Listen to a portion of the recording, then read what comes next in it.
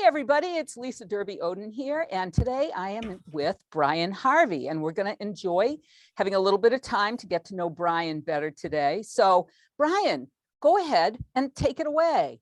Tell us a little bit about yourself. Tell us, what your role is here at MassMEP. How are you spending your time?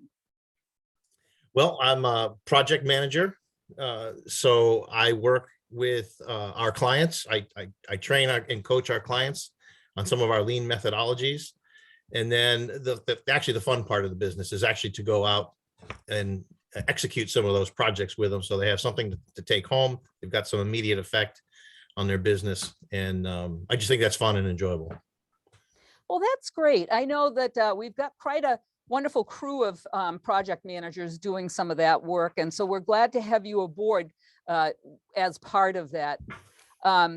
Maybe you can tell us a little bit about your background, what your career pathway has been, and also how did you find your way to MassMEP? Yeah, so a bit of a funny story that I like is I've been dubbed by a previous vice president as an engineer stuck in a finance person's body. And I like that. So and where that comes from is I've got a manufacturing background, manufacturing finance background, and I did that for a number of years. And then in 2007, he showed up in my office door, and he said those exact words. And he said, "I want to let you out, and I want to take you out of finance and put you into operations." And so I started to lead their global productivity, cost reduction, continuous improvement organization. And so I led that tools division, and then through a number of acquisitions, also led those folks as well. So I've got a background. I started working in a steel rolling mill in finance. I worked for an aircraft manufacturer, and then I've had 18 years in consumer durable goods and power tools.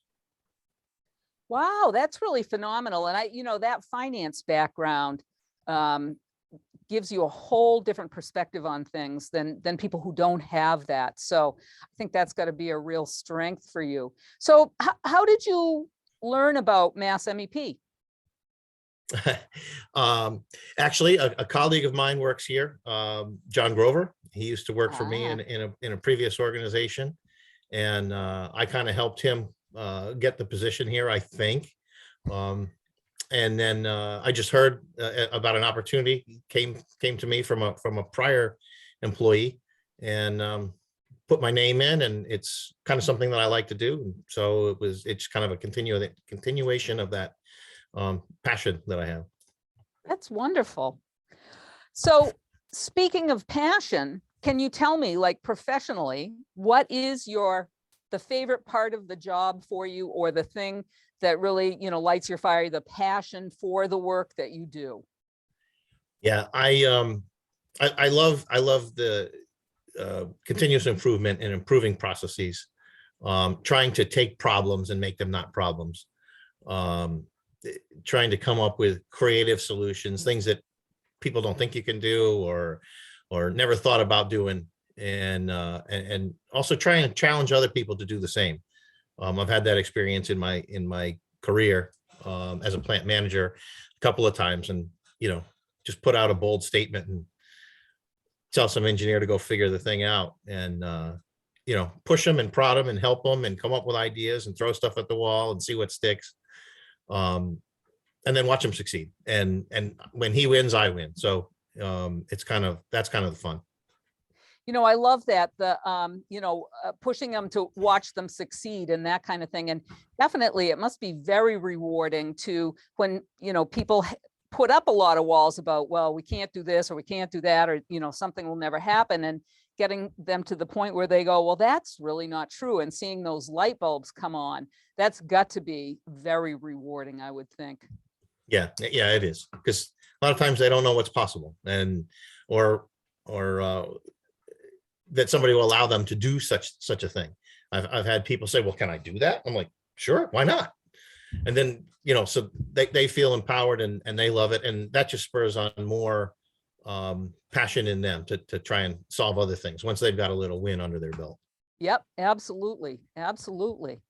All right. Well, so then outside of work, what is it that you like to do? How do you like to spend your time? What's your favorite thing? Oh, I don't have a favorite thing. I am, if there was, because I do so much. That's my thing is, I'm like a self-proclaimed project guy.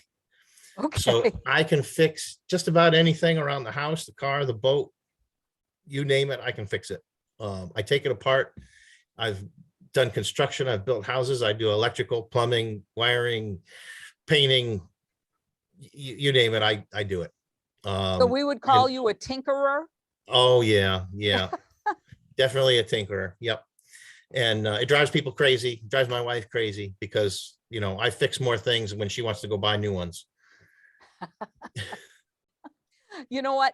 I like fixing the old stuff. I don't like to have to spend money if I don't want to. So, the fixing stuff would, I think that's great, but I totally understand other people's perspective on that too. I think it's great that you have all of those skills. So now, maybe in conclusion here, what we're going to do is have a little bit of fun. I'm going to ask you to tell us 3 things about yourself, 2 that are true and 1 that's made up. And then we're going to guess at that made up one offline. All right. So you made me, I'm actually trying to change my mind based on a comment you just said. So I'm not sure which way to go here, but I'm going to say I'm sitting here right now in front of my 100-year-old antique roll top desk.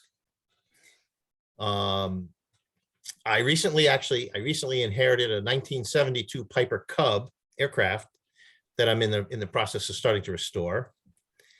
And I've been to 32 countries and 36 states. Wow. Okay. Well, those, based on everything you've shared with us today, it will be probably challenging to guess which one of those is the made up one, but I'm sure we'll have some fun with that. And Brian, I want to thank you so much for taking some time today and sitting and chatting with us so that we have the chance to get to know you better. It's a pleasure working with you. Thank you. Me as well. Thanks.